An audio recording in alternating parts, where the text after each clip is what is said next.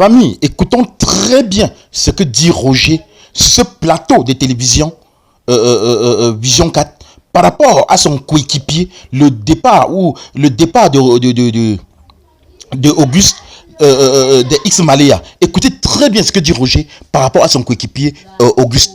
Et on se retrouve tout après pour les analyses. Je le dis ici, je ne l'ai jamais dit, sincèrement, il ne me manque pas du tout. Au contraire.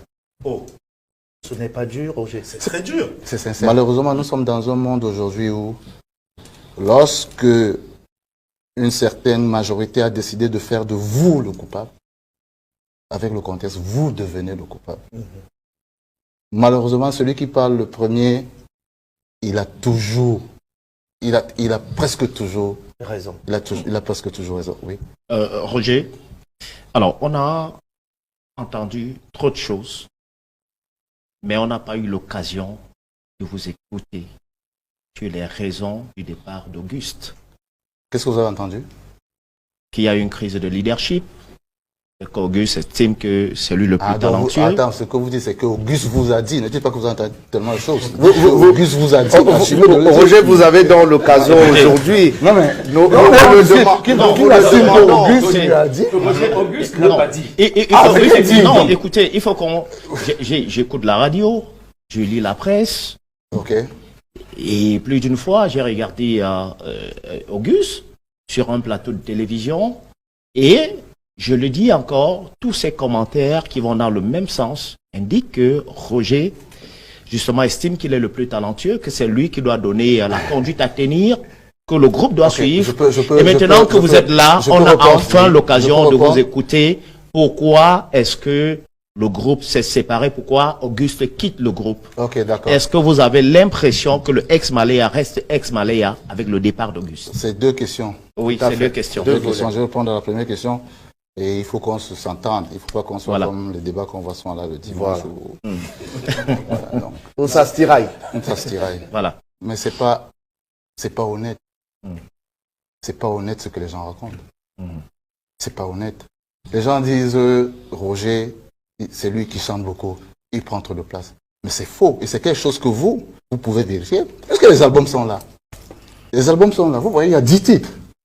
Vous voyez la répartition des titres, elle est équitable. Il y a des titres où Auguste s'exprime tout seul. Vous n'êtes même pas au courant. C'est ça qui est malhonnête dans tout ça. Est-ce que c'est de ma faute? Vous savez comment se font les sélections des chansons d'Alex Malaya? Dites-nous. Alors, on dit l'album ADN, on a besoin de 11 titres. 11 titres, chacun doit amener des compositions. C'est pas nous qui les choisissons. Nous prenons souvent 10 personnes dans notre entourage pour choisir le premier single qu'on met en avant. Le deuxième single est choisi sur la base de ce qu'on voit dans les plateformes, qu'est la chance. Par exemple, là, on a fait ADN. Aujourd'hui, le single qui est plébiscité, c'est Chéri Coco avec Lady Ponce. Donc nous, on part sur ça. Après, c'est pas de ma faute si vous partez sur des chansons où il y a la voix de Roger. Mais je ne décide pas de ça. C'est donc commun accord. Et ce qui me gêne, ce qui est vicieux dans l'affaire, c'est que le grand frère se soit appuyé sur ça, cet a priori, parce que c'est qu'il y a nous on entend ça, il y a cet a priori là, pour vendre l'affaire comme ça là. Mais c'est pas juste. Et malheureusement, on est dans un environnement où quand les gens ont décidé, avec l'a priori, de vous condamner, mais vous êtes condamné. Et des fois, vous n'avez même plus de moyens de vous défendre parce que les gars ferment le cerveau. Ils ne veulent rien analyser. Non, on a dit, c'est Roger qui est le leader, c'est Roger qui parle trop, c'est lui qui chante, non, c'est le gars Bassara qui a fait. Mais non, mais alors, si c'est des faux fuyants, Roger, même s'il y a le deuxième volet de la question d'Eddie qui reste en suspens, et si on est allé là dans des faux fuyants et des raisons qui n'ont rien à voir avec la réalité, qu'est-ce qui a été à l'origine de cette crise? C'est simple. C'est simple, les gars. Tout le monde n'est pas fait pour évoluer. Tout le monde n'est pas fait pour évoluer dans un groupe. Ces vérités-là, on les sentait depuis. Il y a des gens qui sont solistes. Il y a des gens qui sont... Moi, je m'épanouis mieux dans un groupe. Sinon, je vous dis aujourd'hui, d'ailleurs, il le sait, combien de propositions j'ai pas eu depuis 2011. Même après la séparation, là, il y a un grand producteur ivoirien qui m'appelait pour me dire, Roger, écoute, je savais de la faire, s'il vient, je te fais... Moi, je m'épanouis mieux lorsque je suis dans un groupe. Mais il y a des gens qui estiment qu'à un moment donné, ils peuvent s'émanciper seuls. Mais il faut l'assumer. Il faut l'assumer, c'est ça le problème. Ça ne me dérange pas que quelqu'un parte. C'est l'histoire de tous les groupes. Dans Kassav, il y a des membres qui sont partis, après ils sont revenus. Les groupes, c'est compliqué lorsque vous avez été adolescent, vous êtes adulte, vous avez la famille. C'est une longue histoire tout de même. Oui, mais vous avez la famille, il y a des gens qui entrent en plus, ça devient compliqué à gérer. Après, on peut comprendre qu'il y a des gens qui ont envie de partir. Ça, c'est l'histoire, c'est quelque chose qui est banal. Même des frères jumeaux se séparent. Vous comprenez ce que je veux dire? Donc ici, on va en faire tout un problème. Je vois les Dizibi là. Dizibi en carrière solo, mais ils sont bien dans le groupe. Tout à fait. Où est le problème? Pourquoi ce serait un problème ici? Mais ça a voulu être tourné ici de façon marcelle. Et c'est ça qui me gêne, tu vois. Des fois, il faut assumer les choses. Il faut assumer de dire que les gars, j'ai besoin de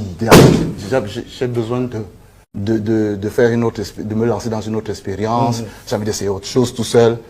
Ça, on comprend, on entend ça. Il faut le dire, mais il ne faut pas dire c'est tel qui voulait prendre la place, tel pour prendre la place de... Alors, il y a le deuxième volet de la question d'Eddie. Est-ce que vous avez l'impression... C'est X Malaya. Est-ce qu'Auguste ne vous manque pas des fois? Des fois, oui, honnêtement, même partant sur la fibre émotionnelle. C'est où la caméra qui me filme?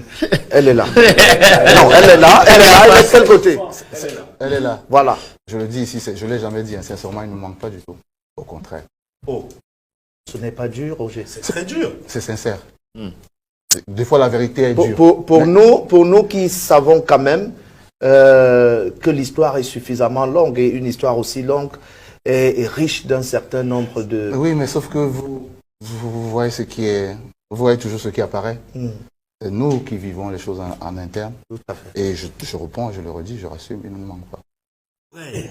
Comment tu peux aussi regarder une vidéo sans t'abonner? Abonne-toi! Surtout clique sur la cloche de notification. Ça, c'est la page de Buzz. Si tu veux être au courant des buzz et toutes les actualités au 237, abonne-toi et clique sur la cloche de notification. Partage aussi pour m'encourager. Surtout, si tu as quelque chose à dire, papa, lâche un commentaire.